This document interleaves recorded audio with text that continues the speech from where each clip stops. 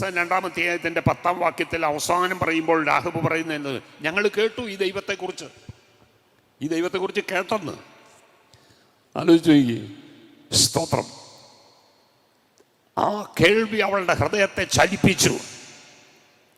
ദൈവത്തെക്കുറിച്ച് കേൾക്കുമ്പോൾ എന്ത് ചെയ്യണം? സ്തോത്രം. നമ്മൾ ചലിപ്പിക്കുന്ന സ്തോത്രം ശക്തിയുണ്ട് ദൈവത്തിൻ്റെ വചനത്തിന്. ദൈവത്തെക്കുറിച്ച് കേട്ടപ്പോഴെന്ത് ചെയ്തു? സ്തോത്രം. അവരുടെ ഹൃദയം ഉരുകിയെന്ന് എഴുതിയിരിക്കുന്നു. നമ്മുടെ ഒന്നും ഉരുകേണ്ടതുപോലെ ഒന്നും ഉരുകിയിട്ടില്ല. ഉരുകിയിരുന്നെങ്കിൽ ഇങ്ങനെയൊന്നും ആയിരിക്കത്തില്ലായിരുന്നു. സ്തോത്രം.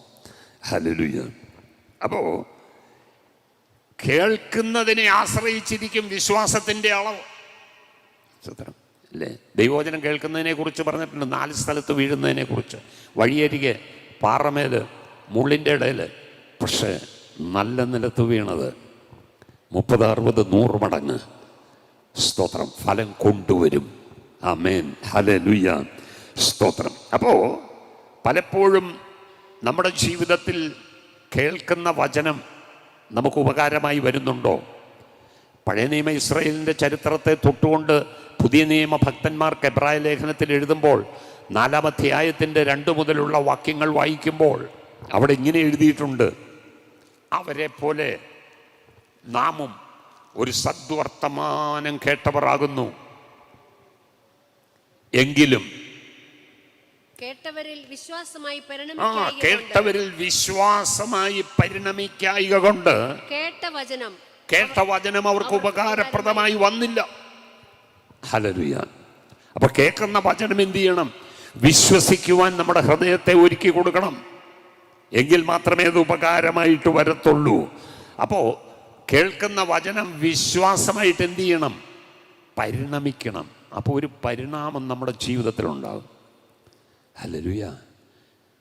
ദൈവവചനം കേൾക്കുമ്പോൾ എന്തെങ്കിലും മാറ്റം ഉള്ളിലുണ്ടാകുന്നുണ്ടോ? ഹല്ലേലൂയ. അപ്പോൾ അങ്ങനെ ഒരു പരിണാമം നമ്മുടെ ജീവിതത്തിൽ ഉണ്ടായെങ്കിൽ മാത്രമേ അത് നമുക്ക് ആ വചനം ഉപകാരമായി വരത്തുള്ളൂ. ദൈവത്തിൻ്റെ വചനം ഉപദ്രവിക്കാനുള്ളതല്ല, ഉപകാരത്തിനുള്ളതാണ്.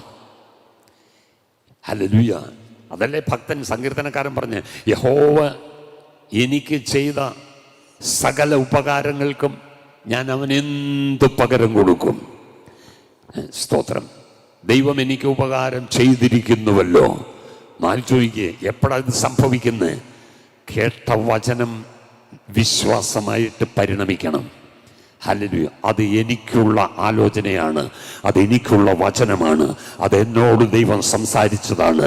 ജീവിതത്തിൽ പറയുമ്പോൾ മനസ്സിലാക്കിക്കോണം, അതിന്മേൽ അത് ഉപകാരമായി ആ വചനം നമ്മുടെ ജീവിതത്തിൽ വെളിപ്പെടുക തന്നെ ചെയ്യും.